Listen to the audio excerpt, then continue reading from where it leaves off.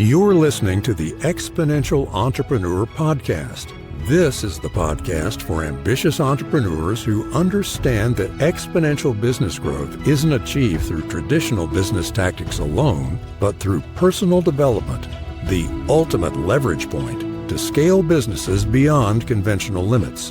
Hosted by Erika Ferenczi, featuring lessons from the Practical, Profitable Mindset program, created by R. John Robbins, Alejandra Leibovich, Erika, and Oscar Ferenczi. And here's your host, Erika Ferenczi.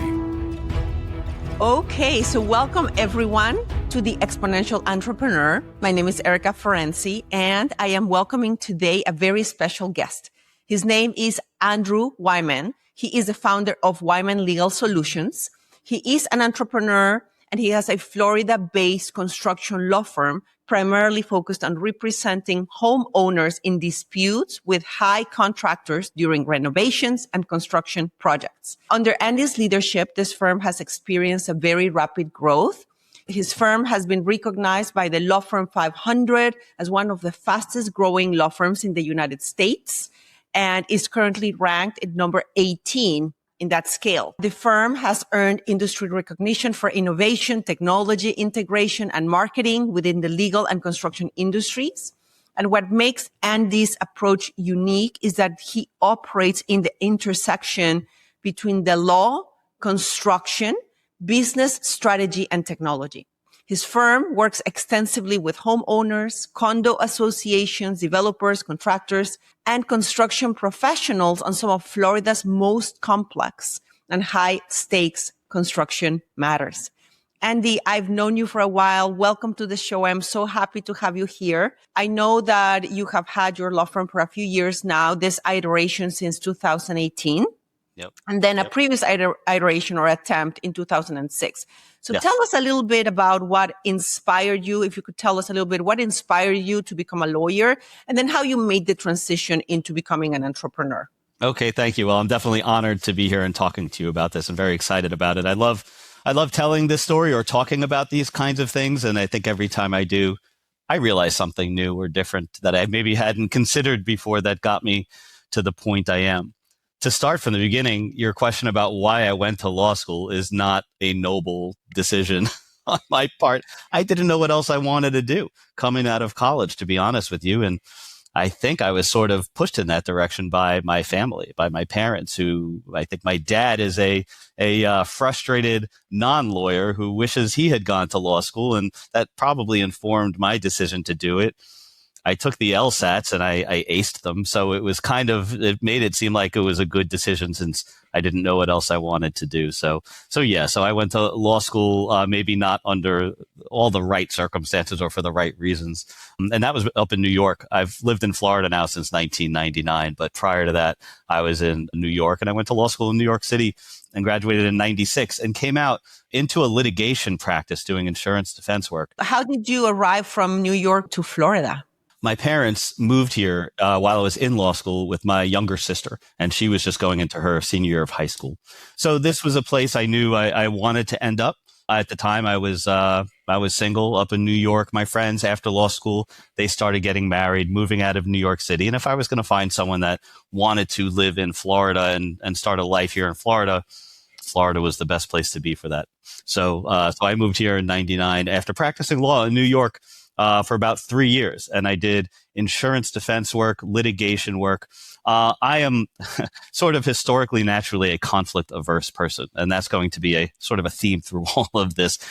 And I got into an area of law because I can't say I really focused very well in law school, having not been there, I guess, for the right reasons. And my grades reflected that. So when I came out of law school, I didn't have a lot of options, but I went to work at a firm that just threw you right into depositions and court hearings and trial by fire, which I found to be a very uncomfortable way to learn, but certainly a good way to learn. But authentically, the day in, day out of conflict and fighting and all of that wasn't really, like I said, not authentic to me.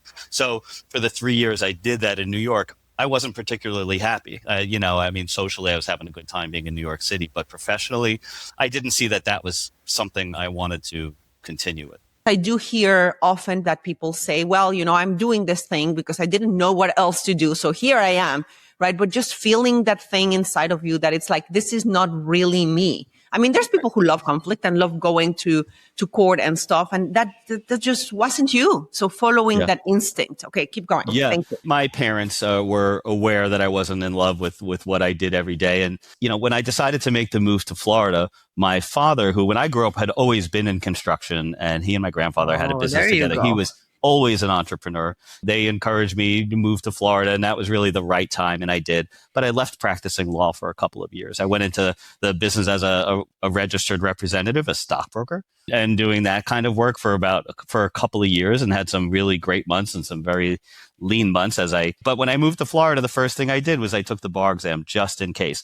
But I was really secretly hoping I would never ever have to use that license. But I'm so glad that I made that decision to do that when I did. What happened that triggered you to say, I'm going to start my own business? I got back into practicing law because I got engaged, and with the ups and the downs of the stock market and whatnot, I felt I needed something. I needed more security. Stable. I needed security. That's right. And so going back into practicing law seemed to make sense at the time. So, but again, I got into an area that was a lot of litigation and on the defense side for an insurance company. However, and this is really kind of my first foray into the entrepreneurial side of the law, I was handling a certain particular type of insurance case regarding automobile benefits.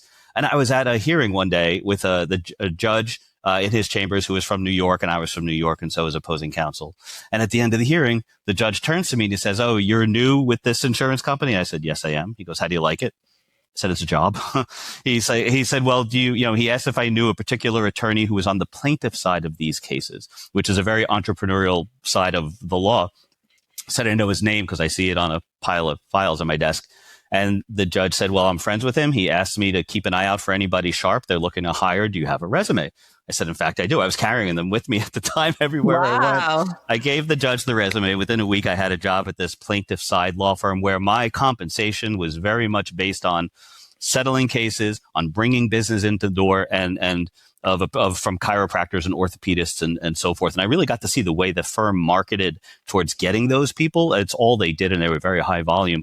And so I really was kind of enamored with it. Like I really liked that side of the entrepreneurialism. So that's kind of was my first introduction to it.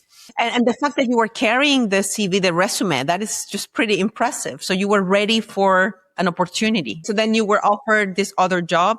I was offered this other job. I worked for them 3 years, and it was an area of the law where they made legislatively some changes that really took a lot of the fun out of the job. And so I went and got a job at a law firm, again, another law firm doing litigation, but on a broader scale, what I call commercial litigation, which is business disputes, real estate disputes, construction disputes, a lot of different things. And after a year and a half there, a good friend of mine, his dad had his own solo practice, and he was moving out of the area and looking to retire. And I was able to step into that and work his files for him, or, in a very warm handoff. I had at that point some of my own business I could bring with me.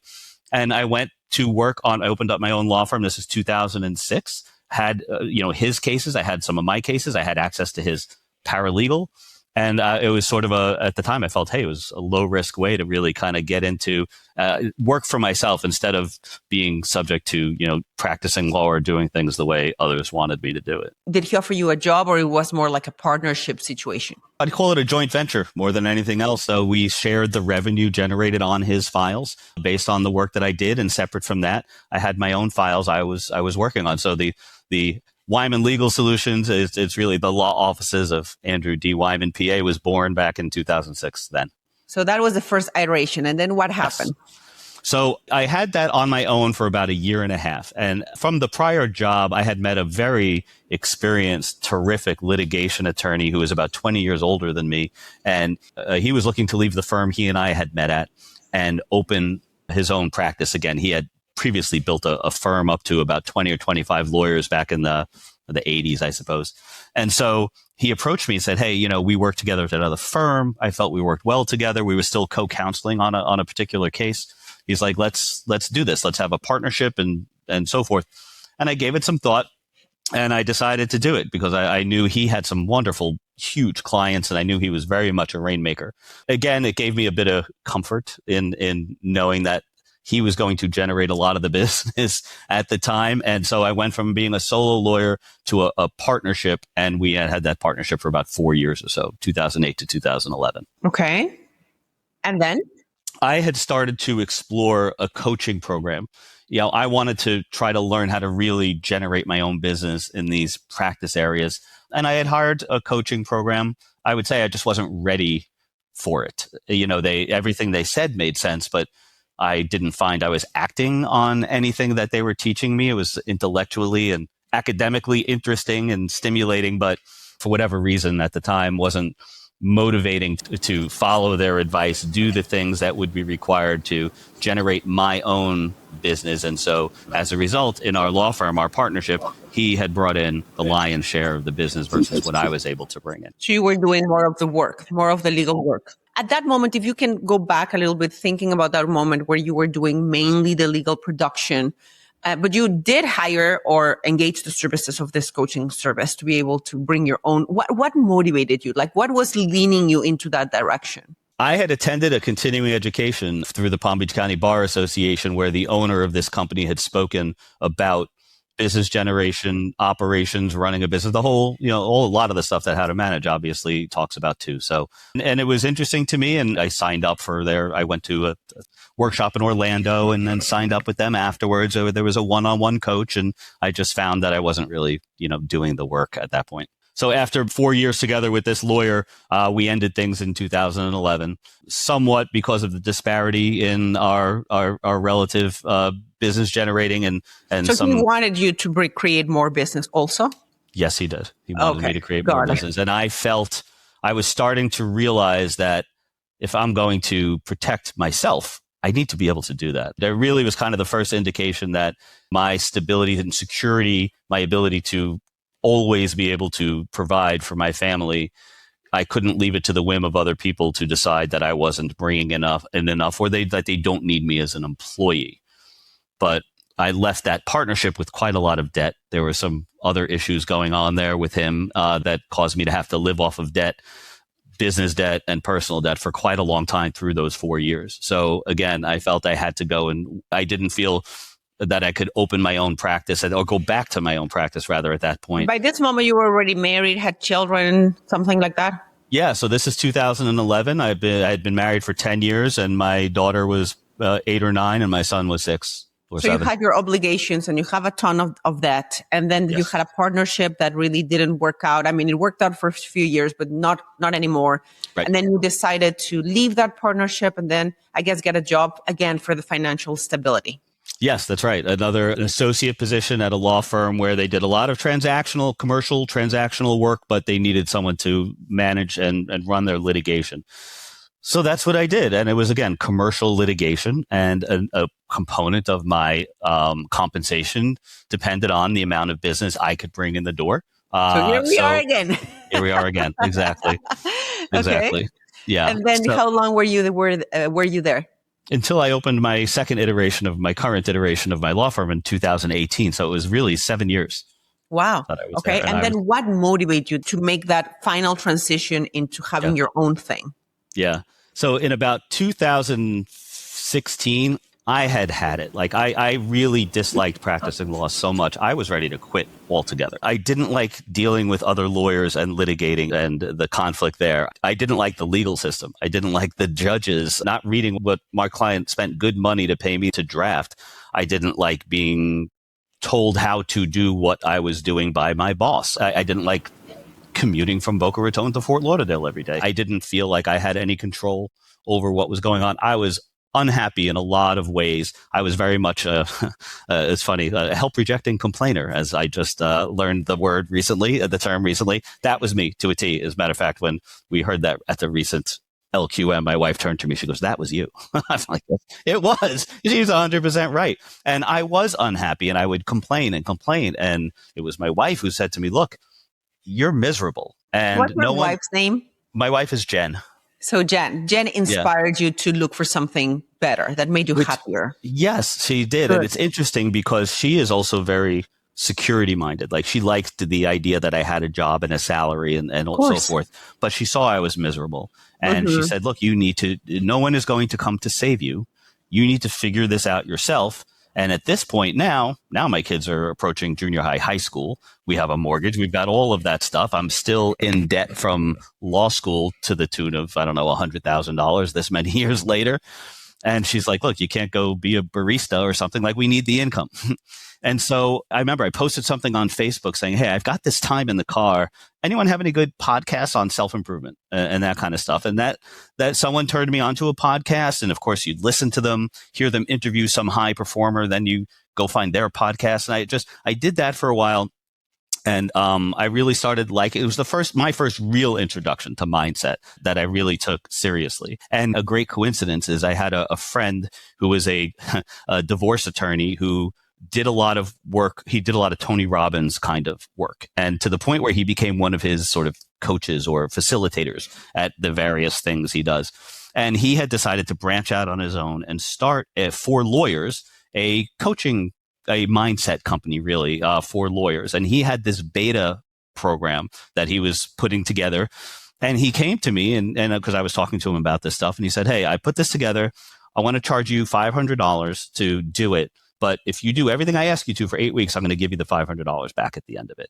And he found 8 of us to do this. And by the end of it, I was the only one he gave the money back to. I couldn't believe how much of a difference when we talked about mindset, your body posture, the words you use. It hadn't ever occurred to me how important that is in your inner dialogue and in your confidence and your belief in yourself. And that's really where I started to learn all of this and started to formulate the real decision that I decided I am going to open up my own practice. I am going to do it so that I don't have to practice law anymore. And that happened in about 2016 or so. And literally 2 years to the day that I had put that Facebook post out there, I opened up my own practice. Like, it was 2 years, right? You decided about that Facebook post. You started studying, you started going into mindset and personal development and understanding about your thoughts, your ideas, your posture, your language, your complaining or lack of thereof, the ability to see opportunities. I'm saying this because sometimes people hear the word mindset and they don't really understand what that is. Right. So that's really getting into learning how you think about the things that you think about and learning to think about your life and the situations that you live in a much more positive, life-enhancing manner versus the active complaining, moaning that it usually goes on. What was the trigger when you said, you know what, now I am either ready or I'm not really ready, but I'm going to jump? What happened? As I'm absorbing all of this and I'm looking around at seeing people who seem successful in business and I am comparing myself to them, I'm completely at a loss to understand why I couldn't get myself moving and moving forward to being that kind of person. There was nothing about them that they had that I didn't have. In fact, I started to realize how well I have it, right? I stopped looking at the things I didn't have and I started being grateful for the things I did have and when I was born and where I was born and the fact that I'm here in the United States at this time and I have a law degree and all of the assets I had, and how much of a extreme disappointment I would feel at the end of my life if I just continued to waste it all away for decades more and just survive. And I was driving the car one day down to work and I was having a difficult time picturing what it would be like to have a successful law firm, what it would be like to really make good money. And I just couldn't visualize it. I remember having this conversation with my sister and I can't even picture what it would look like to make $500,000 a year.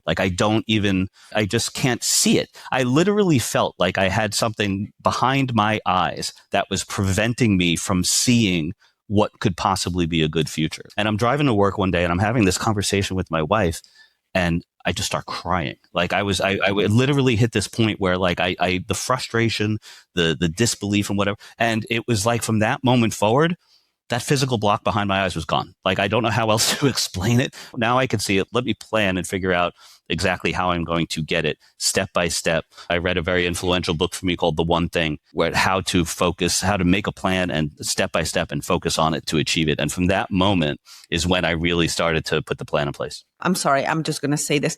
When I went to college, I wanted to go to this very strict college or just very difficult to get into because smaller, higher level education. And everybody was like, but it's so difficult to get into that place. And then when you get into that place and just surviving and having good notes. And then I was like, well, whatever number of thousands of people have gone before me, like there has to be a way, right? I mean, why not? Which is similar to what you said. Yeah, totally. And then the other thing that you said that I want to emphasize, Andy, is you said I couldn't visualize it. Yeah. I couldn't see, me having a $500,000 law firm or whatever it was. And the reason why that stayed with me so much is I just had a conversation with another lawyer.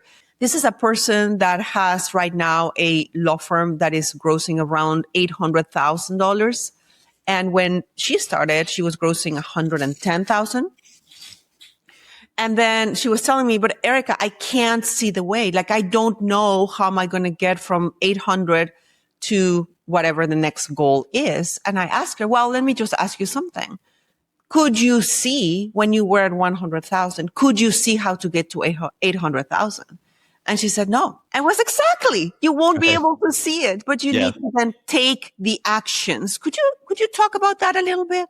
I do think you have to believe it's possible in order to then commit to taking the actions and then you could come up with the plan. And so, and that requires confidence and belief in yourself and faith. And then, and once you believe it, then you can kind of figure out the how.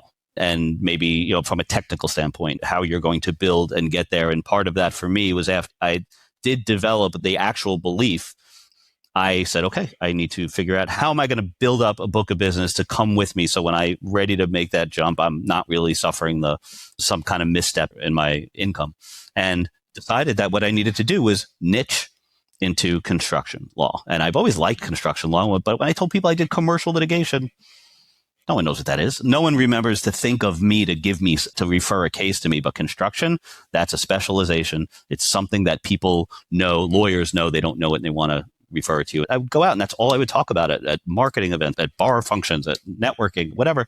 And that allowed me to build up a good following of referral business that I was able to be known as the construction guy. And so that's kind of what started it back then. But really, the belief that it was possible allowed me to design the way I was going to achieve what I eventually did achieve. One of the things that it's coming to my mind as you say this is I am not really sure, at least in my case, if you ever believe that it's possible, but you believe that maybe it's possible. It may be possible, right? And I think it's that seed of, I'm not 100% sure. However, there is a possibility. And then making the decision to step out in faith. I remember a mentor many years ago, he mentioned something, and I'm going to paraphrase. He said, faith is your ability to believe on something that you can't see. Maybe you can't perceive with your senses, but you just feel. What happens in my experience, and I don't know, you tell me if you resonate with this, is that as you start taking the steps, you start getting feedback, you start getting results, you start getting something, right? Yes. And those results start building that belief. Is that how you've experienced it? Absolutely. Once you start to see some results from what you're doing, and now I had always kind of equated it to confidence and having the confidence to move forward, and continue down the path. Even from that point, I would take setbacks very hard, initially, it was, but now I've learned to sort of roll with them a little better, and realize that we're going to have these failures along the way. Try to have them as quickly as you can. 100%. Yeah. Well, it hasn't been that long, right? It's 2018. I think you said you began. 8 and now years, we are almost. 26. Yeah, almost 8 years. 8. Tell us about how you made that transition. I mean, at the beginning, when we don't have a lot of confidence and we don't have a lot of experience, it's like there is this little failure and oh my God, it feels like the world is ending. Yeah. Right? And now you've learned to kind of take those failures or temporary defeats with a grain of salt. How did you make that transition? Well, I knew from the beginning that when I was starting out, although my goal was to build the firm to something that can, operate without me, especially the legal work, I knew that my way to get there was to dive into the legal work. And I was the only one doing legal work at that time. When I first started, it was just me, part-time paralegal. That was it. I had an answering service and that was the extent of it. And so, I started identifying the things specifically within the business that I wanted to get off my plate that were either low value or I didn't like doing. And so other than my wife coming to join the firm, the first person I ever hired that was not with my last name was an executive assistant. And I hired him in 2020, and he's still with me 6 years later. But because I didn't like dealing with emails and I didn't like dealing with, a bunch of these other things that he's been able to do for me. And it really started to take these things to open up the headspace to really be able to kind of think about the business and how I was going to continue to build it and improve it and have the space to make these bigger decisions that were either going to fail or not or whatnot, and then start to experience the result of decisions that I'm making so I can now see, okay, now I'm starting to learn. Now I'm starting to learn how to make better decisions. And sometimes, you go with your gut, but eventually you do have to kind of learn how to read the signals, see the data, figure out how that's going to help you make the decision. But at first it's a lot of just doing it by the gut. But the more you do it, the more the easier it becomes to feel better about the decisions you make, not just because you think they're going to be right, but you're kind of okay if they're not. One of the things that we're always telling our clients or members is to say, listen, the real estate in your mind is one of the most important and valuable things you have. And if the real estate or space in your mind is being taken by emails and, just lower level, and not because they're bad, but just things that other people can do on your behalf, the best thing that you can do is to get some help. And then, even if they get 10 hours a week, 15 hours a week, it's 10 or 15 more hours that you can dedicate to business development. And that makes a big difference. Absolutely. It absolutely does. Yeah. Now that you start your own business, and how much did your firm grow the first year? No partners this time, right? No partners this time, and probably never again. Okay. So 2019 was my first full year, and I did $423,000 of revenue. Wow, that's huge. I was so happy with it. We're very happy. What would you tell your 2006 self if you knew that in your first 12 months of being on your own, this endeavor was going to make close to $500,000? My 2006 self wouldn't have believed it. I was very much thinking much smaller than that back then, even on conversations about my hourly rates I would charge, letting clients get What would you say to that person? I understand that person would not have believed it, but what would you have said? Let's imagine that right now you're in front of a person that is considering going on their own, and they have their doubts and their fears, right? And they don't believe it's possible. And, they need this financial stability, and they are done with living in the reality, but they still haven't gotten that last push. What would you say to them? So a couple of things. One is something you tell us is like, we're in the 1% of the most educated people in the world. You have the ability, and it is in you, to make this succeed and make it work. You may not know exactly how that's going to happen, but you do have to believe that it is possible. And then part of the how is surrounding yourself with people who can help accelerate your learning curve, because there's going to be a learning curve no matter what. And so either you could spend 10 years learning the learning curve, or you could accelerate it by being shown how to do it by people who have been there and done that and can give you the benefit of their experience and guidance. How did it feel for you when you realized, I guess, in December of 2019 or January of 2020, that in the past 12 months, this endeavor had grossed $400,000? Generically, it felt great, but I felt very proud of myself. I felt like I had now, looking back over what I had gone through over the past couple of years, and the feeling what I felt about myself was the biggest change. Now felt like I was somebody who can reliably provide for my family. And I didn't feel that way previously. I felt like, because we were doing a lot of that on debt over the years and living beyond our means and whatnot. And I don't want to say I felt like a fraud, but I felt like I was not authentic and not living up to what I really could be. And now I started to see, okay, now I'm starting to see it happen. And it was towards the end of 2019, October of that first year, is when I joined How to Manage. How to Manage a Small Law Firm. That's what he means. Yes. If you want to know more about how to manage a small law firm, just go to howtomanageasmalllawfirm.com and you can find us, or howtomanage.com. Andy, if I asked your wife, what was the difference in Andy at the end of 2019 versus 2011 or 2006, what would she say that they are the biggest changes in your level of frustration, your level of personal happiness, your level of engagement with life? What would she say? She would say it's night and day. She would say I was accountable.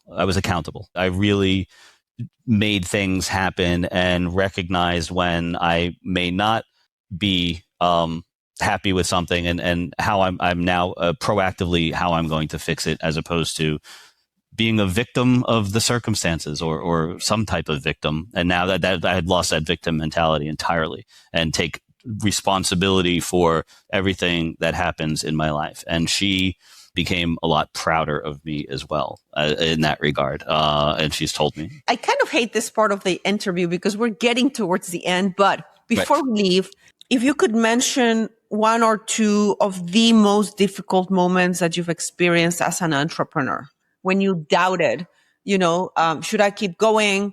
Am I going to be able to pay my bills? We all go through those moments. And then what were the biggest mindset shifts that you had to do or did in order to keep going, overcome them, and succeed? I'd say that there was a pretty low point I reached 2 years ago. And so at that point, it's already like 5 or 6 years in. We had come off a year where we had done $1.6 million in revenue. So I had not really bothered to put in any real processes and procedures into place so things could be done reliably and consistently. And getting back to this being conflict averse, I was not very good at holding people accountable. And because I've more like I wanted to be their friend than have them like me. And if it meant that I didn't take home a certain amount of money, then that's what was happening. And so I reached a point where I had to let people go, a couple of people go, people who I knew weren't really performing as well as they should have, but I take responsibility for that, for not holding them accountable and so forth. And then I had one senior associate left plus me, and I went to go away. I still had this plan to go away for like a month to Massachusetts with my wife, still going to kind of work from there, but that's our plan for the summer. We drove up. We hadn't even left the state of Florida yet. And he called me and said he's quitting. And so we had already rented a place in Boston. We went up there and I tried to do things from there for like a week or so. And I realized I just had to get back here. And so I flew back. She stayed up there for the next 3 weeks with our dog. Now here I am having to get completely back into litigating, hands dirty litigation, which I don't like doing. And that made me realize what kind of mistakes I had been making along the way that led me back to this position again. As well as our revenue looked on paper, I felt like I didn't know whether or not how this was going to go and whether I was going to make it or not. I had to chop a bunch of people and try to cut a bunch of expenses, and then I was able to kind of do that and reset. And now, we had dipped from like $1.6 million down to $1.4 million, and then back to $1.6 million last year. And then now this year we're on pace to do about $2.8 million. Wow. So, yeah. That's so awesome. Congratulations. Thank you. I'm imagining this time around with more policies and procedures and systems and more feedback for your employees and not tolerating low performance and stuff. Yeah. All of that is happening now. So I'm very excited about it. Very good. I have one more question and then we're going to go. I hear very often from other lawyers that they just don't pay themselves enough, right? Because they are not holding their team accountable. They are indeed paying their team the salary that they agreed when they hire them, but their team, whomever it is, it might be, a receptionist or a paralegal or an attorney, whatever it is, they are not giving in return the agreements that they made to give to the company when they were hired. And what ends up happening is that then the owner doesn't get paid what they should be getting paid. What would you say to those people? You do have to stand up for yourself is really, at least from my perspective, the way I chose to look at it or what helped me frame it. It was a matter of standing up for myself or not. And, you want to give people the benefit of the doubt. You want to be liked. I did, at least. Making that too important is detrimental.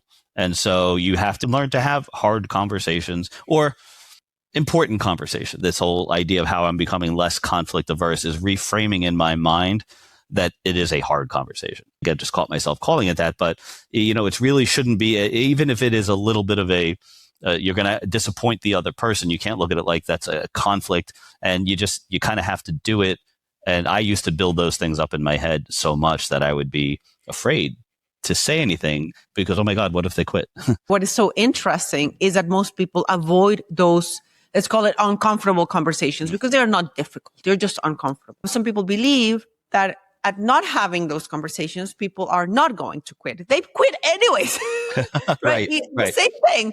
Yeah. So, I very much encourage you guys to have those difficult conversations and seek support, coaching, training from other people who can guide you on how to do those things. Yeah, for sure. Okay, Andy, any other last minute nuggets or tips, 1 or 2 or 3 or 4, that you would like to leave our audience with? You can't possibly grow your firm without having leverage and support from other people. If you just sat there and try to do everything, you've truly just created a job for yourself. You have not created a business. One of the best things I had been taught when contemplating hiring somebody was, especially a lawyer who, with construction, like most law practices, I couldn't just hire a new attorney, somebody who didn't know the practice area that I'd have to now mentor and teach.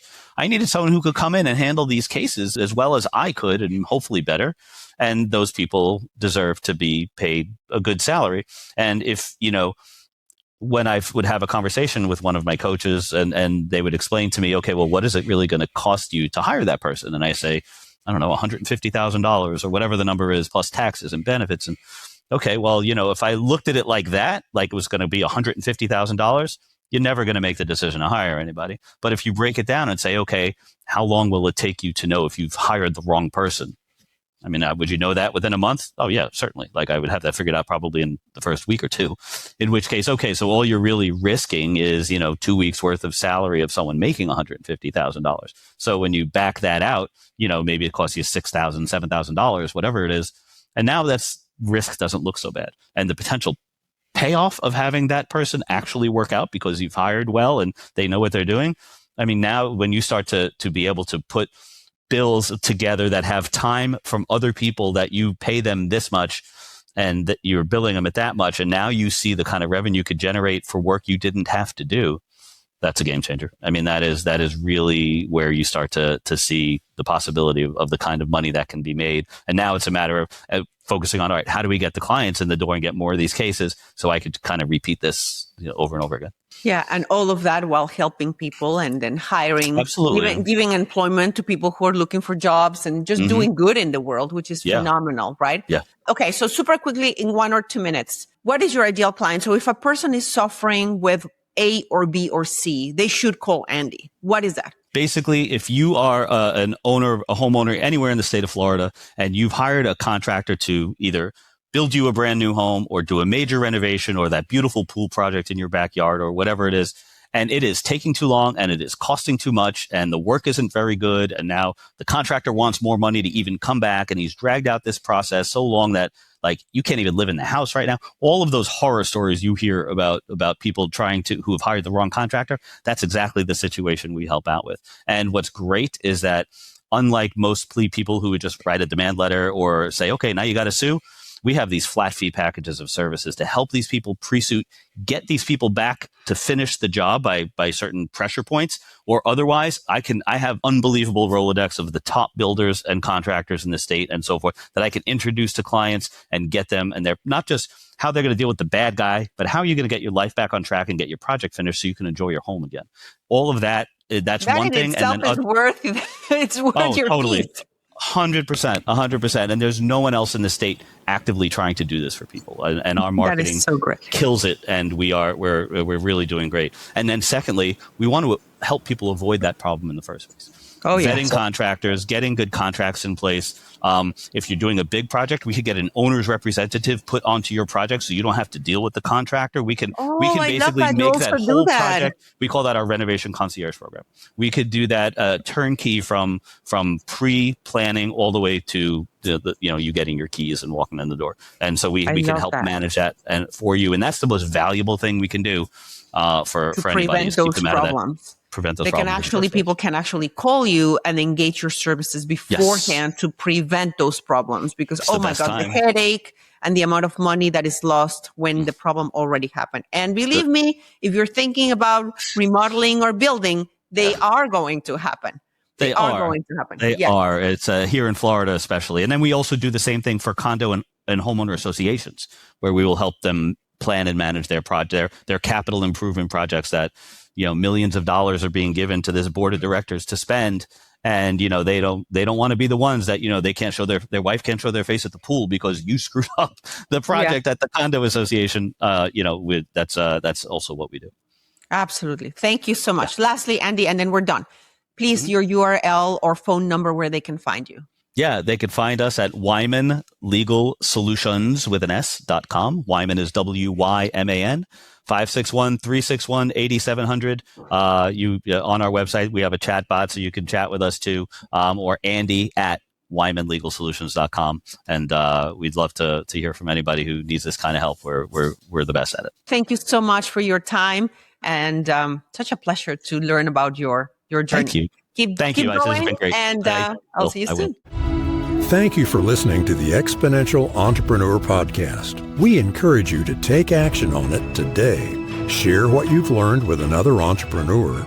Sign up for our newsletter to get bonus content you won't get anywhere else at exponentialentrepreneur.com, and subscribe to the Exponential Entrepreneur Podcast to receive the next episode.